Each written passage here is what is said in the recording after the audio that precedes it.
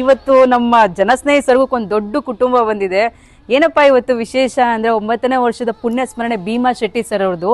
ಜನಸ್ನೇಹಿ ಸ್ವರ್ಗದಲ್ಲಿ ಏನಾದ್ರು ಒಂದು ಮಾಡಬೇಕಲ್ಲ ಅಂತ ಸುಮಾರು ಸಲ ಇದ್ದಾಗ ನನಗನ್ಸಿದ್ದು ಒಂದೇನೆ, ಏನೇ ಕಾರ್ಯಕ್ರಮ ಮಾಡಬೇಕಾದ್ರೂ ಇಲ್ಲೇ ಮಾಡಬೇಕು. ಎಲ್ಲ ನಮ್ಮ ಅಣ್ಣ ತಮ್ಮರು, ಅಕ್ಕ ತಂಗಿದಿರು, ನಮ್ಮ ಮಕ್ಕಳು ಮೊಮ್ಮಕ್ಕಳು ಎಲ್ಲರೂ ಬಂದಿದ್ದಾರೆ. ನಾನು ಎಷ್ಟೋ ಒಂದು ಇಬ್ಬರನ್ನ ನೆಲಮಂಗಲದವ್ರನ್ನೇ ನಾನು ಕರ್ಕೊಬಂದು ಫಸ್ಟ್ ಇಲ್ಲಿ ಆಟೋದಲ್ಲಿ ಕರ್ಕೊಬಂದು ಬಿಟ್ಟಾಗ ಕೇವಲ 20-22 ಜನ ಇದ್ರು ಇಲ್ಲಿ ಅಷ್ಟೇ. ಎಷ್ಟು ಬೇಕಾದ್ರೂ ದುಡ್ಡು ಕೊಡ್ತೀನಿ ಅಂತ ಯೋಗೇಶಣ್ಣವ್ರು ಹೇಳಿದ್ರು. ದುಡ್ಡಿಗೋಸ್ಕರ ನಾನು ನಡೆಸ್ತಾ ಇಲ್ಲ, ಒಂದು ಮಾನವೀಯತೆಗೋಸ್ಕರ ಅಂತ. ಮದುವೆ ಆಗಿದ್ದು ಹೊಸದು ಮಂಜಳಮ್ಮಂಗೆ, ಅವಾಗೂ ಸಹ ಅವರು ಅದನ್ನು ಯೋಚನೆ ಮಾಡಿದ್ರೆ ಕೆಲಸ ಮಾಡಿಕೊಡ್ತಾಯಿದ್ರು. ಯಾರೇ ಬರಲಿ ಕಾಫಿ ತಿಂಡಿ ಊಟ ಇಲ್ದಿರ ಅವ್ರು ಕಳಿಸೋದಿಲ್ಲ. ಇರುವಾಗ ನಿಮಗೆ ಅದ್ರ ಬೆಲೆ ಗೊತ್ತಾಗಲ್ಲ, ಹೋದಾಗ ನಿಮಗೆ ಎಷ್ಟು ಕೊಟ್ಟರು ಸಹ ಮತ್ತೆ ಬರೋದಿಲ್ಲ ಅಂತ ಹೇಳ್ತೀನಿ. ನಾನು ನನ್ನ ಮನಸ್ಪೂರ್ವಕವಾಗಿ ಯಾವಾಗಲೂ ಒಬ್ಬರಿಗೆ ಒಳ್ಳೇದನ್ನೇ ಬಯಸುತ್ತೆ. I mean it.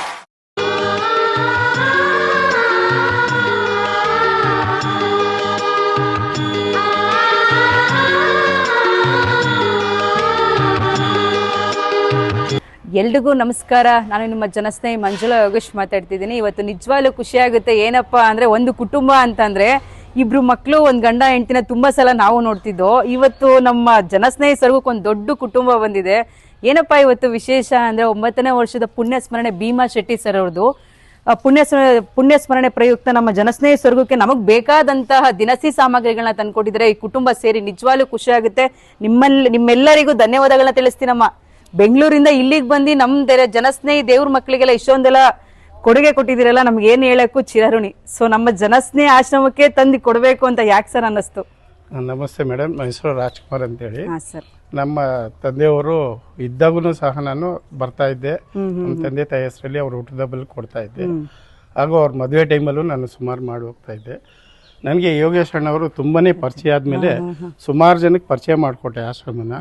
ಆಗ ನಾನು ಬರೋಕ್ಕಾಗ್ತಾ ಇರಲಿಲ್ಲ, ಮಾತಾಡಿ ಕಳಿಸ್ತಾ ಇದ್ದೆ. ಅಣ್ಣಂಗೆ ತುಂಬ ಅನುಭವ ಇತ್ತು. ಜನಸ್ನೇಹಿ ಸ್ವರ್ಗದಲ್ಲಿ ಏನಾದ್ರು ಒಂದು ಮಾಡಬೇಕಲ್ಲ ಅಂತ ಸುಮಾರು ಸಲ ಇದ್ದಾಗ ನನಗನ್ಸಿದ್ದು ಒಂದೇನೆ, ಏನೇ ಕಾರ್ಯಕ್ರಮ ಮಾಡಬೇಕಾದ್ರೂ ಇಲ್ಲೇ ಮಾಡಬೇಕು, ಈ ಸ್ವರ್ಗದಲ್ಲೇ ಎಲ್ಲರನ್ನೂ ನೋಡಬೇಕು ಅನ್ನೋ ಆಸೆ ಇತ್ತು. ಅದೇ ರೀತಿಯಾಗಿ ಇವತ್ತಿಗೆ 9 ವರ್ಷ ಆಯ್ತು ನಮ್ಮ ತಂದೆಯವರು ತೀರೋಗಿ. ಇದಕ್ಕೆ ನಾವು ಆ ಸ್ವರ್ಗದಲ್ಲಿ ನೋಡೋ ಬದಲು ಇಲ್ಲೇ ನೋಡ್ಬೋದಲ್ಲ, ಇಷ್ಟು ಜನ ನಮ್ಮೂರು ಇರ್ತಾರಲ್ಲ ಅನ್ನೋದಕ್ಕೋಸ್ಕರ ನಾವು ಇಲ್ಲಿಗೆ ಬಂದಿದ್ದೀವಿ. ಎಲ್ಲ ನಮ್ಮ ಅಣ್ಣ ತಮ್ಮರು, ಅಕ್ಕ ತಂಗಿದಿರು, ನಮ್ಮ ಮಕ್ಕಳು ಮೊಮ್ಮಕ್ಕಳು ಎಲ್ಲರೂ ಬಂದಿದ್ದಾರೆ. ಅವ್ರಿಗೆ ಇಲ್ಲಿ ನೋಡಿದಾಗ ಖುಷಿ ಆಗುತ್ತೆ ಅನ್ನೋ ಒಂದೇ ಒಂದು ಆಸೆಗೋಸ್ಕರ ಬಂದಿದ್ದೀವಿ. ಇದ್ರ ಜೊತೆಗೆ ನಮ್ಮ ಹೊಸದ ಏನ್ ಕಟ್ತಾ ಇದೀವಿ ಸ್ವರ್ಗ, ಅದಕ್ಕೆ ನಮ್ಮ ಕಡೆಯಿಂದ 10 ಮೂಟೆ ಸಿಮೆಂಟ್ ಸಹ ಕೊಡ್ತಾ ಇದೀವಿ. ಇದೇ ರೀತಿಯಾಗಿ ನೆಕ್ಸ್ಟ್ ಮಂತ್ ಸಹ ಬರ್ತೀವಿ. ನಮ್ಮ ಕೈಲಾಗಿದ್ದು ಏನು ಹೊಸ ಕಟ್ಟಡ ಇದೆ ಅದಕ್ಕೆ ಮತ್ತೆ ಸಿಮೆಂಟನ್ನು ಸಹ ಕೊಡಬೇಕು ಅಂತ ಆಸೆ ಇದೆ. ಇದನ್ನ ಆಸೆ ಪೂರೈಸೋದಕ್ಕೋಸ್ಕರ ನಮ್ಮ ಅಣ್ಣವರು ಮತ್ತೆ ನಾಗರಾಜ್ ಅವರು ಎಲ್ಲರ ಜೊತೆಲಿ ನಾವು ಸೇರ್ಕೊಂಡು ತೀರ್ಮಾನ ಮಾಡ್ಕೊಂಡು ಬಂದು ನಮ್ಮ ತಂಗಿದಿರು ಎಲ್ಲರೂ ಸಾಥ್ ಕೊಟ್ಟಿರೋದ್ರಿಂದನೇ ಇದು ಸಾಧ್ಯ ಆಗಿದೆ. ಖುಷಿ ಆಯ್ತು. ಥ್ಯಾಂಕ್ ಯು ಎಲ್ಲರಿಗೂ. ಬಟ್ ನೀವೀಗ ನಿಮ್ಮ ತಂದೆ ಬಗ್ಗೆ ಹೇಳಿ ಖುಷಿ ಆಯ್ತು ಸರ್. ಎಷ್ಟೋ ಜನ ನಾವು ವಿಡಿಯೋ ನೋಡ್ತಾನೆ ಇರ್ತೀವಿ ಪ್ರತಿದಿನ, ತಂದೆ ತಾಯಿನ ರೋಡ್ ಬದಿ ಬಿಸಾಕೋವಂಥದ್ದು, ಹೊಡೆಯೋ ಅಂಥದ್ದು, ಹಿಂಸೆ ಕೊಡೋವಂಥದ್ದು. ಸೊ ಅಂಥವ್ರಿಗೆ ನಿಮ್ಮಿಂದ ಹೇಳೋ ಮಾತಾದ್ರೆ 1-2 ಮಾತು ಸರ್. ಸರ್ ನಾನು ಹೇಳೋದು ಒಂದೇ, ಪ್ರತಿಯೊಬ್ಬ ಜನತೆಗೆ ತಂದೆ ತಾಯಿ ನಮಗೋಸ್ಕರ 20-22 ವರ್ಷ ಕಷ್ಟಪಟ್ಟಿರ್ತಾರೆ. ನಾವು ಅವರು ಇರೋವರೆಗೂ ನಾವು ನೋಡ್ಕೊಳ್ಳೋದಿಲ್ಲ ಅಂತ ಹೇಳಿದಾಗ ಎಷ್ಟು ನೋವಾಗುತ್ತೆ ಅಂತ ಹೇಳಿದ್ರೆ, ನಾನು ಎಷ್ಟೋ ಒಂದು ಇಬ್ಬರನ್ನ ನೆಲಮಂಗಲದವ್ರನ್ನೇ ನಾನು ಕರ್ಕೊಬಂದು ಫಸ್ಟ್ ಇಲ್ಲಿ ಆಟೋದಲ್ಲಿ ಕರ್ಕೊಬಂದು ಬಿಟ್ಟಾಗ ಕೇವಲ 20-22 ಜನ ಇದ್ರು ಇಲ್ಲಿ ಅಷ್ಟೇ.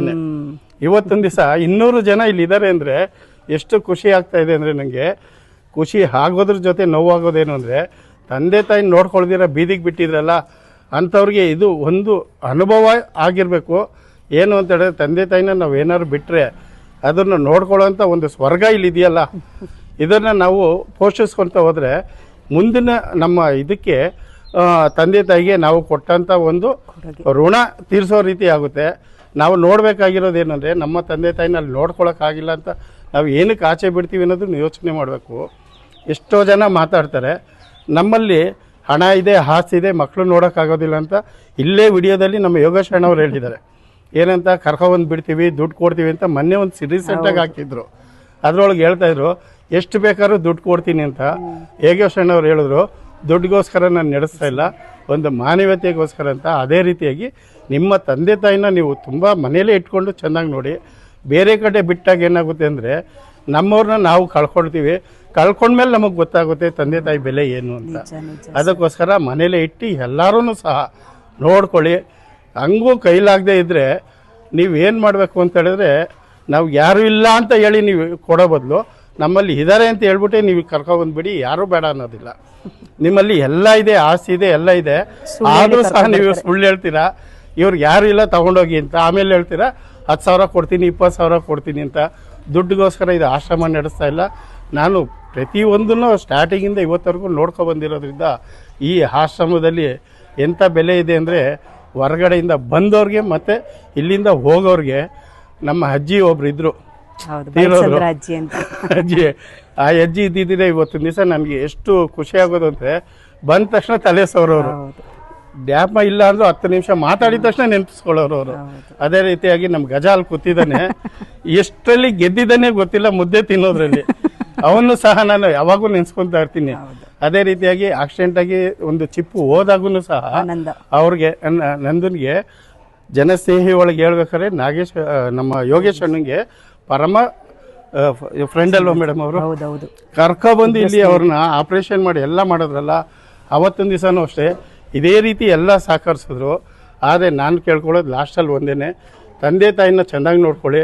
ಇರುವಾಗ ನಿಮಗೆ ಅದ್ರ ಬೆಲೆ ಗೊತ್ತಾಗಲ್ಲ, ಹೋದಾಗ ನಿಮಗೆ ಎಷ್ಟು ಕೊಟ್ಟರು ಸಹ ಮತ್ತೆ ಬರೋದಿಲ್ಲ ಅಂತ ಹೇಳ್ತೀನಿ.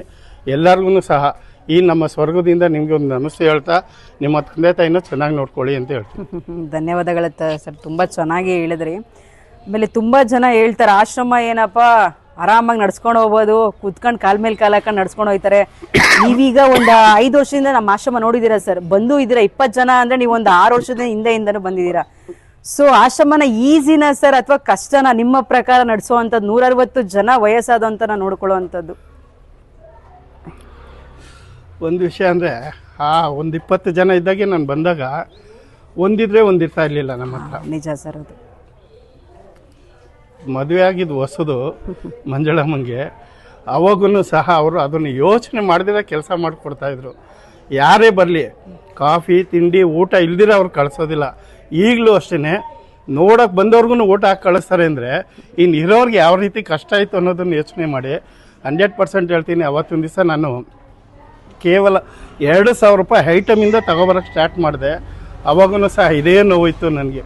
ಇಲ್ಲ, ನಾನು ಇದನ್ನು ಏನಾದ್ರು ಒಂದು ಸ್ವಲ್ಪ ಜಾಸ್ತಿ ಮಾಡಲೇಬೇಕು ಅಂತೇಳಿ ಸುಮಾರು ಒಂದು 20 ಜನದ್ದು ಬರ್ತಡೇಲಿ ಇಲ್ಲಿ ಮಾಡೋಕ್ಕೆ ನಾನು ಸ್ಟಾರ್ಟ್ ಮಾಡಿದ್ದು, ಎಲ್ಲರನ್ನೂ ಕಳಿಸ್ಕೊಟ್ಟು. ಅದೇ ರೀತಿಯಾಗಿ ನೀವು ಏನು ತಗೊಬಂದು ಕೊಡ್ತೀರಾ, ಈ ಮನೇನ ನಾವು 4 ಜನ ಇರ್ತೀವಿ, 4 ಜನ ಬದುಕೋದೇ ಕಷ್ಟ ಇದೆ ಈ ಜೀವನದಲ್ಲಿ. ಅಂಥದ್ರಲ್ಲಿ 200 ಜನದವರೆಗೂ ಇಲ್ಲಿ, ಯಾಕಂದರೆ ನಮ್ಮವರು ಎಲ್ಲರೂ ಅಷ್ಟೇ, ಬರೋರು ಹೋಗೋರು ಎಲ್ಲರೂ 200 ಜನ ಒಂದು ಟೈಮ್ಗೆ ಊಟ ಆಗುತ್ತೆ, ಕಾಫಿ ಆಗುತ್ತೆ, ತಿಂಡಿ ಆಗುತ್ತೆ. ಎಲ್ಲರೂ ಸಹ ನಾವು ಎಲ್ಲ ಕೊಡೋಕ್ಕಾಗೋದಿಲ್ಲ.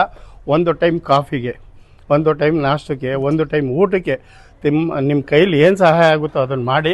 ಇದಕ್ಕಿಂತ ಹೆಚ್ಚಾಗಿ ಈಗ ಒಂದು ದೊಡ್ಡ ಸ್ವರ್ಗ ಕಟ್ತಾ ಇದ್ದಾರಲ್ಲ, ಅಲ್ಲಿಗೆ ಮರಳು, ಕಂಬಿ, ಕಲ್ಲು, ಜಲ್ಲಿ ಮತ್ತು ಏನು ಡೆಸ್ಟ್ ಸಿಗುತ್ತೆ ಅದನ್ನು ನೀವು ಸಹಾಯ ಮಾಡಿದ್ರೆ 100% ನನಗೆ ತುಂಬಾ ಖುಷಿ ಆಗುತ್ತೆ.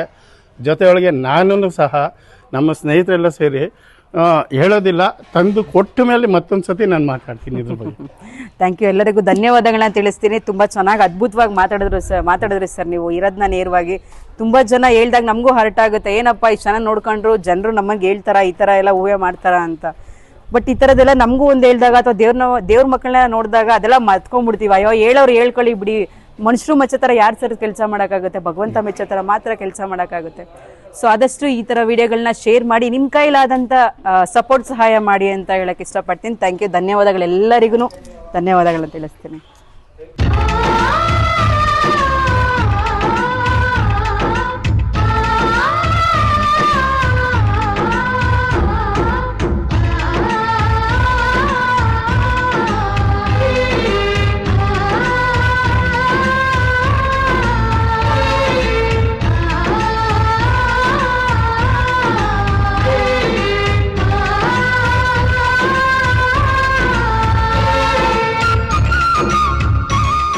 ನಿಮ್ಮ ಕೈಲಾದ ಸಹಾಯವನ್ನು ಮಾಡಿ. ನಮಸ್ಕಾರ. ನಾನು ನನ್ನ ಮನಸ್ಪೂರ್ವಕವಾಗಿ ಯಾವಾಗಲೂ ಒಬ್ಬರಿಗೆ ಒಳ್ಳೆಯದನ್ನೇ ಬಯಸುತ್ತೆ. I mean it.